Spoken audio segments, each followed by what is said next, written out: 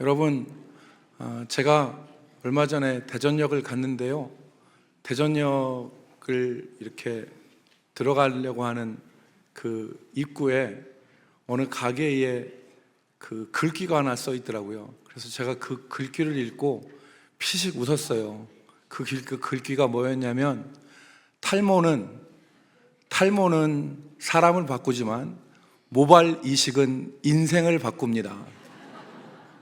그 문구가 있더라고요. 그래서 탈모는 사람을 바꾸지만 모발 이식은 인생을 바꿉니다.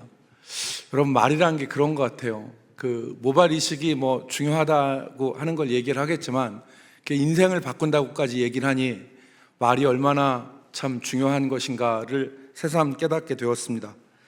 우리는 지난 2주간 그 그리스도인의 말과 언어에 대해서 같이 말씀을 나누었습니다.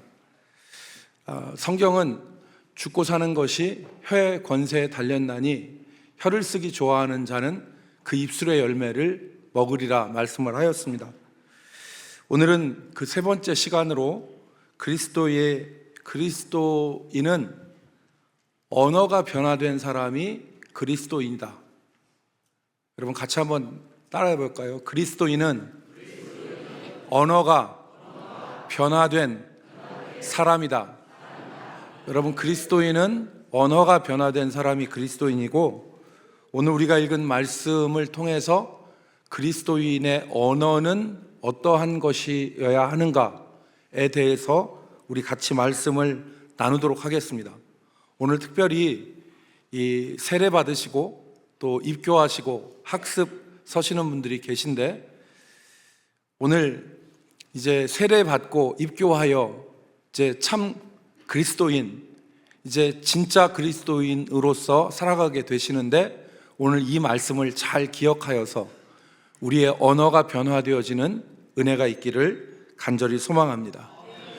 먼저 그리스도인이 된다는 것은 언어가 변하는 것을 의미한다 하는 것을 성경이 우리에게 말씀합니다. 오늘 우리가 읽은 말씀 바로 전에는 신약 성경에서 그리스도인이 된다는 것이 무엇인지를 가장 명확하게 설명하는 구절이 나옵니다. 그것이 에베소서 2장, 4장 22절로 24절 말씀입니다. 여러분, 한번 같이 볼까요? 너희는 유혹의 욕심을 따라 썩어져가는 구습을 따르는 옛사람을 벗어버리고, 23절, 오직 너희의 심령이 새롭게 되어 하나님을 따라 의와 진리의 거룩함으로 지으심을 받은 새 사람을 입으라 그랬어요. 이보다 더 그리스도인이 되는 것에 대해서 명확한 설명은 없을 거예요. 유혹의 욕심을 따라 썩어져가는 그 구습, 옛 습관을 벗어버리고 심령이 새롭게 됨으로 말미암아 하나님을 따라 의와 진리의 거룩함으로 지으심을 받은 새 사람을 입으라. 이게 그리스도인이에요.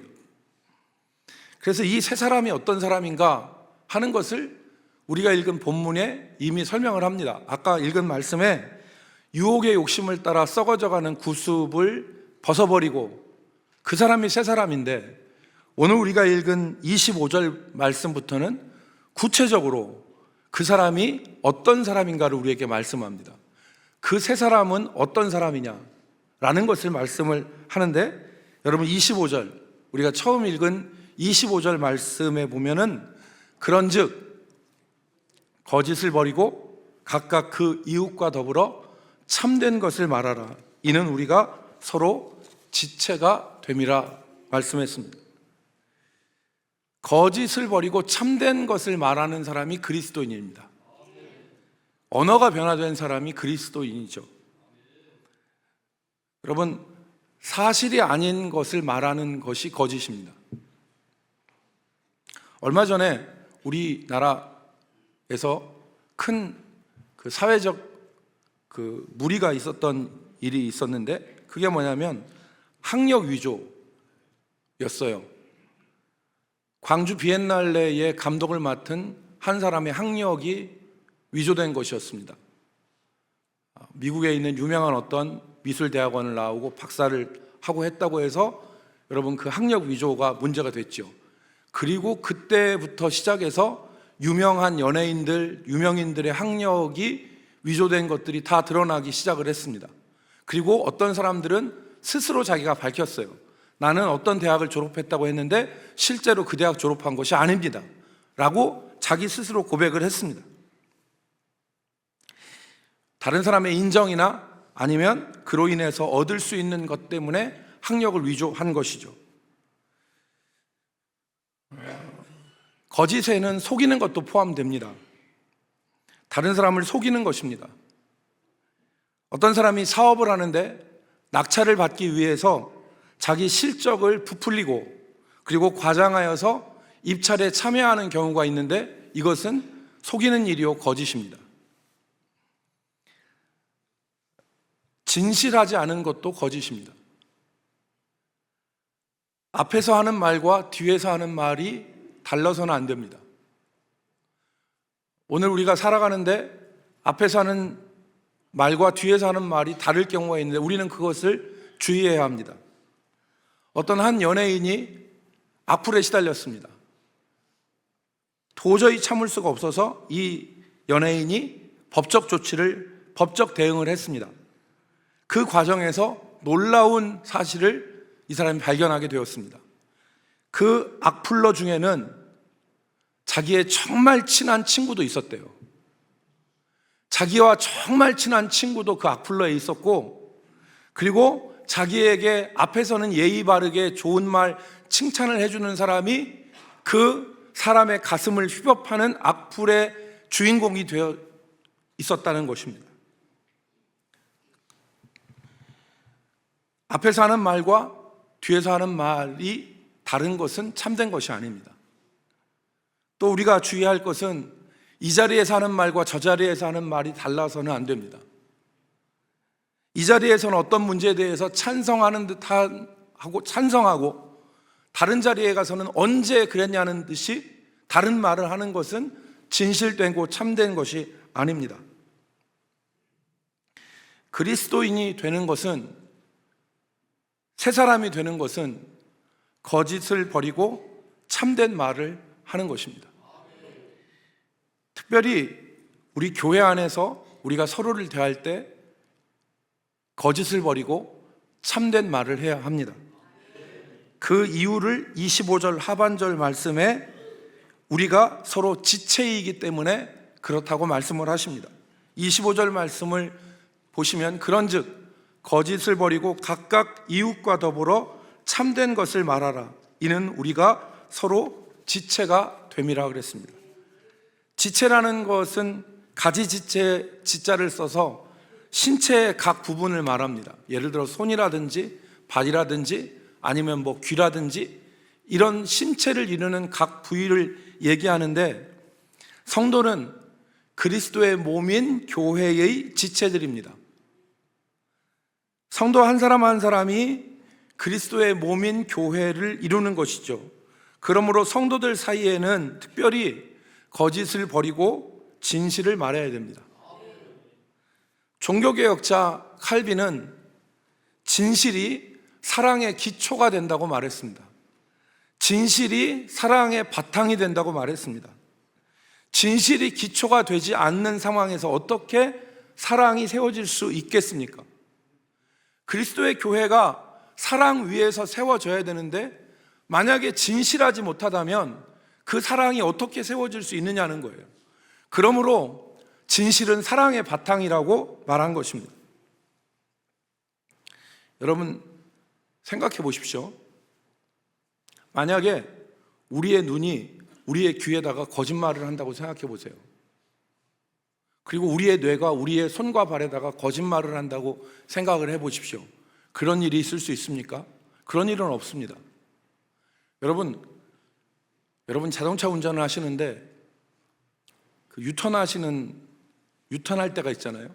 유턴을 딱 하는데 앞에 유턴하는 지역에 자동차가 한 대 서 있어요. 그래서 유턴을 딱 해서 돌리려고 하는데 부딪힐까 말까 하는 그러한 순간이 있잖아요. 그때 우리는 어떡합니까? 경험이 많은 운전자들은 눈으로 딱 보니까 이거 돌려도 되겠어, 그렇게 생각해서 핸들을 꺾어요. 그래서 핸들을 딱 꺾으면 10중 8구는 안 닿습니다. 왜? 거리를 측정했기 때문에, 눈으로 봤을 때 돌려도 안전하다고 판단했기 때문에 돌리는 거예요. 그런데 여러분, 잘못 판단할 때가 있죠. 딱 돌렸는데 정지해 있는 차를 들이받았어요. 그럼 그때부터는 큰일 난 겁니다.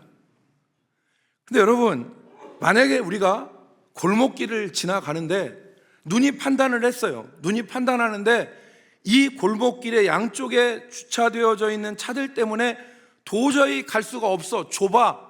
그런데 우리의 눈은 그렇게 판단했는데 우리의 눈이 거짓말하는 거예요. 뇌한테 뭐라고 거짓말합니까? 괜찮아, 넓어, 가도 돼. 이렇게 우리 눈이 뇌에다가 거짓말을 하면 뇌는 손과 발에다가 명령을 하는 거죠. 가도 돼. 근데 그때 가면 어떻습니까? 와장창 소리가 나는 거죠. 이런 얘기를 하는 거예요. 지금 우리의 지체는 서로 거짓말을 하지 않는다. 그런데 어떻게 하나님의 교회의 각 지체된 성도들이 서로를 향하여서 거짓을 얘기할 수 있는가? 우리가 서로 지체가 된다는 거예요.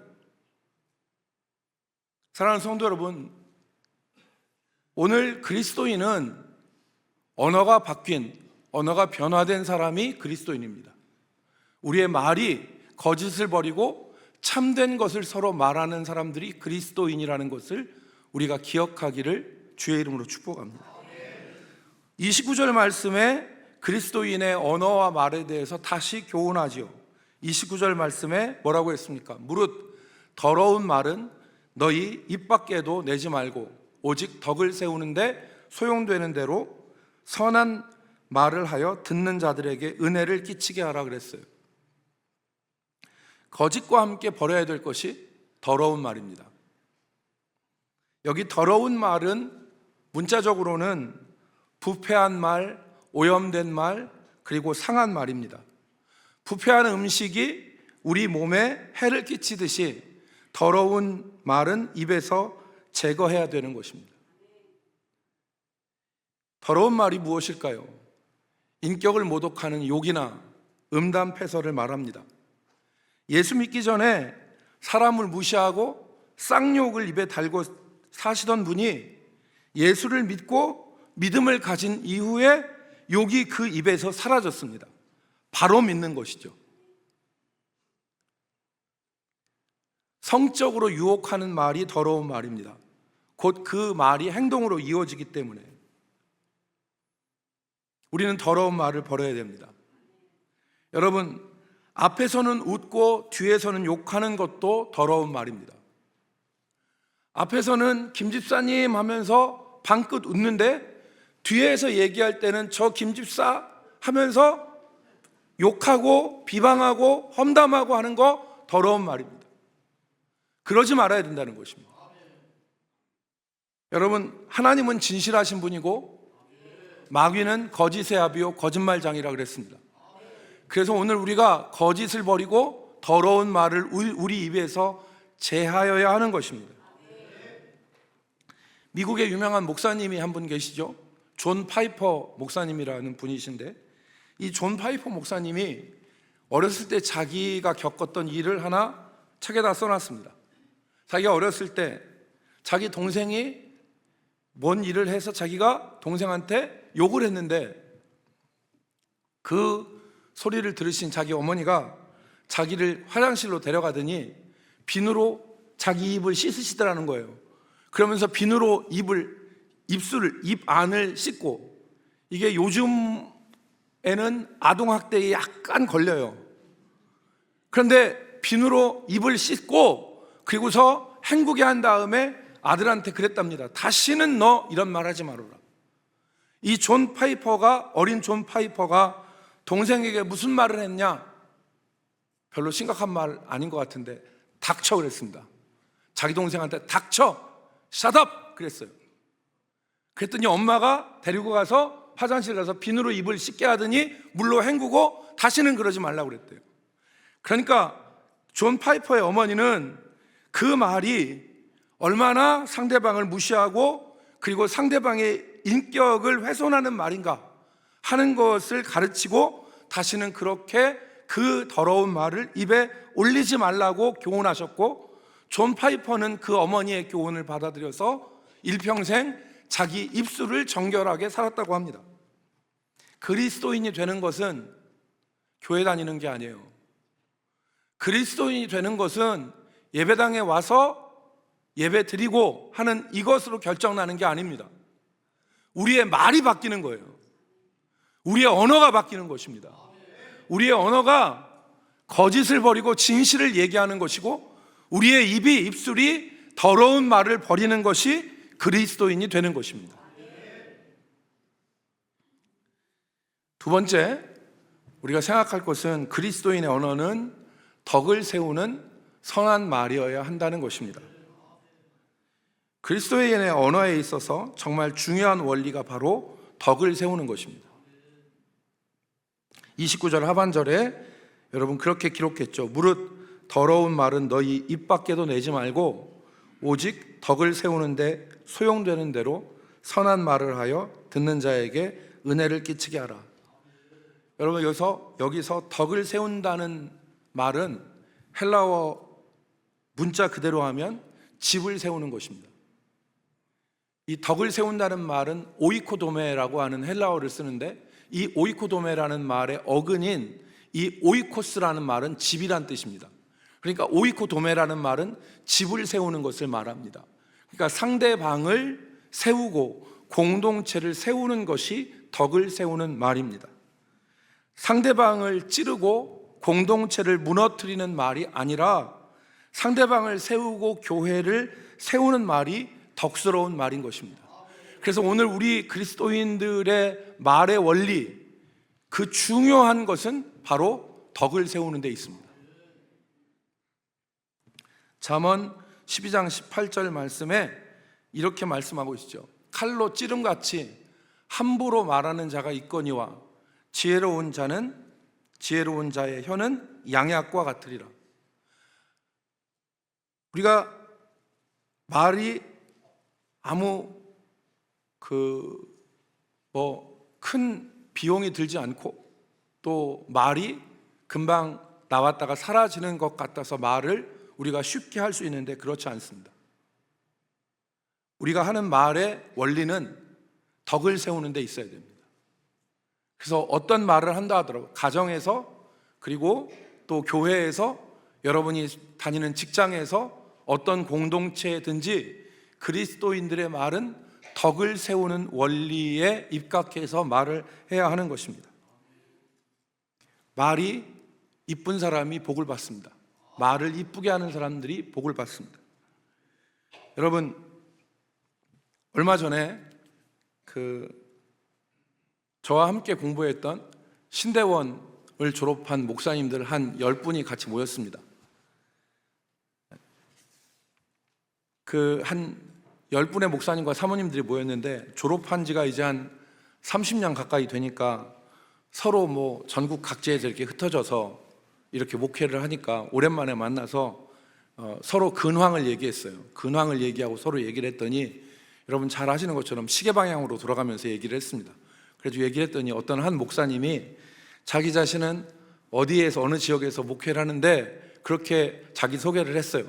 그러면서 하시는 얘기가, 저는 우리 교회에서 제가 목회의 40%를 감당하고 제 옆에 있는 우리 아내가 60%를 감당합니다. 저는 그 목회를 그냥 덤성덤성 하는데 제 아내가 목회의 60%를 감당하면서 교회를 돌보고 있습니다 라고 이렇게 얘기를 하시는 거예요. 그러니까 실질적으로 우리 교회 당회장은 제가 아니라 제 옆에 있는 제 아내가 우리 교회 당회장입니다 라는 분위기로 얘기를 했어요. 그래가지고 사모님이 정말 목회를 열심히 한다는 것을 얘기를 했습니다. 그랬더니 그 옆에 앉아 계신 사모님이 그러는 얘기를 한 거예요. 그 미소를 지으면서 하시는 얘기가, 목사님, 사모님, 도토리가 10번 구르는 것보다 호박이 한 번 구르는 게 훨씬 큽니다. 제가 아무리 열심히 한다고 해도 저는 도토리 10번 구르는 것이고, 우리 목사님이 하시는 일이 호박이 한 번 구르는 것과 같습니다. 그렇게 얘기하면서 남편에게 공을 돌리더라고요. 저는 이 두 부부의 이야기를 들으면서 덕스러운 말이란 저런 것이구나 하는 생각을 했어요. 덕스러운 말은 상대방을 세우고 교회를 세우고 공동체를 세우는 것이 덕스러운 말입니다. 저는 우리 교회의 모든 성도들이 덕스러운 언어를 사용하기를 주의 이름으로 축복합니다. 오늘 우리가 읽은 에베소의 말씀은 바로 그런 것입니다. 어떤 사람이 그리스도인이냐? 목에 십자가 목걸이 차고 다니는 사람이 그리스도인이냐? 아니라는 거죠. 진짜 그리스도인은 어떤 사람이냐? 언어가 변한 사람이 그리스도인이다. 여러분, 그러면 우리가 어떻게 덕스러운 말을 할 수 있을까요? 우리가 읽은 31절과 32절 말씀이 그 비결을 우리에게 말씀하고 있습니다. 우리 31절과 32절 말씀을 다 함께 읽도록 하겠습니다. 너희는 시작. 너희는 모든 악독과 노함과 분냄과 떠드는 것과 비방하는 것을 모든 악의와 함께 버리고 서로 친절하게 하며 불쌍히 여기며 서로 용서하기를 하나님이 그리스도 안에서 너희를 용서하심 같이 하라. 아멘. 덕스러운 말을 하기 위해서 먼저 해야 될 일은 버릴 것이 있다는 것입니다. 버려야 될 것이 있다는 거예요. 그것이 뭐냐면 우리 마음에서 버려야 될 것이 있는데 31절에 보니까 모든 악독을 버리라. 여기 악독이라는 말은 화해하지 않으려는 악한 마음을 말합니다. 쓰디쓴 마음을 말합니다. 영어 성경의 대부분의 이 악독을 비트니스라고 번역을 했습니다. 이것은 쓰디쓴 것을 말합니다. 다른 사람에게 받은 상처와 아픔으로 인하여서 그 사람이 나에게 화해를 하려고 해도 그것을 받아들이지 않는 마음, 그것이 바로 악독입니다. 우리가 어떤 사람과 대화를 하는데 말이 곱게 나가지 않는 것은 그 마음 속에 곱지 않은 마음이 있기 때문에 그런 거예요. 그렇기 때문에 악독을 버리라는 거예요. 다른 사람이 화해를 하려고 해도 받아들이지 않는 악한 마음을 버려라. 악독을 버리고, 그리고 노함과 분냄과 그리고 떠드는 것은 큰 소리 치는 것을 말합니다. 분노의 표출이죠. 예를 들어서 우리가 참을 수 없을 때 소리를 왁 하고 지르지 않습니까? 그런 떠드는 것과 그리고 비방하는 것, 다른 사람에 대해서 안 좋게 얘기하는 것.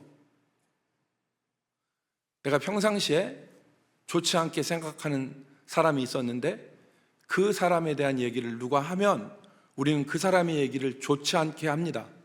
그 사람 안 좋은 사람이라고 얘기하는 것이 있는데 그것이 비방하는 것입니다. 그러므로 이러한 것을 버리라는 것입니다. 덕스러운 말은 어떻게 나오느냐? 모든 악독과 노함과 분냄과 떠드는 것과 비방하는 것을 악의와 함께 버리라 그랬습니다. 악한 생각과 함께 버리라. 사랑하는 성도 여러분, 우리 마음속에 있는 쓰디쓴 이 쓴 뿌리가 우리가 버려지고 제거되어지는 은혜가 있기를 주의 이름으로 축복합니다. 두 번째는 태도를 바꿔야 됩니다. 태도를 바꾸라는 것입니다. 32절 말씀에 보면은 친절히 대하고 불쌍히 여기며 용서해야 된다는 것입니다. 이것은 내가 그동안 적대적으로 악의와 악독을 품고 대했던 사람들에 대한 변화된 태도를 말합니다. 그 사람을 친절히 대하고 불쌍히 여기고 용서해야 됩니다. 그 근거가 무엇입니까? 하나님이 그리스도 안에서 우리를 용서하신 것 같이, 하나님이 우리를 그리스도 안에서 용서한 것 같이, 우리가 아직 죄인 되었을 때에 그리스도께서 우리를 위하여 자기 아들을 주심으로 우리를 구원하셨습니다. 그 사랑을 받은 우리가 우리 옆에 있는 우리를 힘들게 했던 사람이라 할지라도 악의와 악독을 버리고 친절히 대하고 불쌍히 여기고 용서하는 마음을 가지고 태도를 변화시키라는 것입니다. 그래야 언어가 바뀝니다.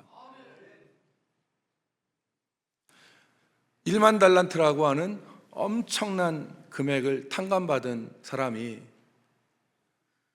탕감받고 나온 그 자리에서 자기에게 100데나리온 빚진 동료를 붙잡고 멱살을 잡고 흔들면서 그 사람을 옥에다가 쳐 넣는 일을 우리는 예수님의 비유에서 볼 수 있습니다. 그렇게 하지 말라는 것입니다. 하나님이 그리스도 안에서 우리를 용서하신 것과 같이 우리 형제를 용서하고 불쌍히 여기고 친절히 대할 수 있어야 된다는 것입니다. 그때 우리는 덕스러운 말을 할 수 있는 것입니다. 사랑하는 성도 여러분, 우리의 말은 아무 대가 없이 쏟아내는 그런 말이 아니라 하나님 앞에서 심판을 받을 중요한 말이라는 것을 성경이 교훈합니다. 마태복음 12장 34절 말씀에 이렇게 말씀합니다. 예수님께서 바리새인들에게 독사의 자식들아, 너희는 악하니 어떻게 선한 말을 할 수 있느냐? 이는 마음에 가득한 것을 입으로 말함이라. 선한 사람은 그 쌓은 선에서 선을 내고 악한 사람은 그 쌓은 악에서 악한 것을 내느니라. 36절, 내가 너희에게 이르노니 사람이 무슨 무익한 말을 하든지 심판날에 이에 대하여 신문을 받으리니 내 말로 의롭다함을 받고 내 말로 정죄함을 받으리라. 사랑하는 성도 여러분, 그리스도인은 언어가 변화된 사람이 그리스도인입니다. 우리 가운데 더러운 것과 그리고 거짓을 버리고 진실한 것을 말하며, 그리고 오늘 우리의 말이 덕을 세우는 말이 되어야 하겠습니다. 오늘 우리의 말이 하나님 앞에서 심판받고 우리의 말, 우리가 어떤 무익한 말을 하든지 심판날에 대하여 이에 대하여 신문을 받는다고 하는 이 말씀을 기억하여 참된 그리스도인으로 살아가는 저와 여러분이 되시기를 주 예수 그리스도의 이름으로 축복합니다. 아멘. 기도하겠습니다. 하나님 아버지, 오늘